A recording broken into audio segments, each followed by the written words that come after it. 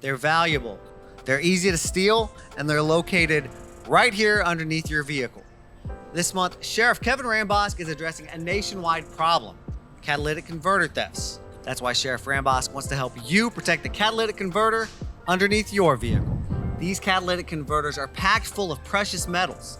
Thieves can steal them in just a matter of seconds. So here's what you can do to help keep your catalytic converter safe and hopefully avoid paying thousands of dollars to replace it.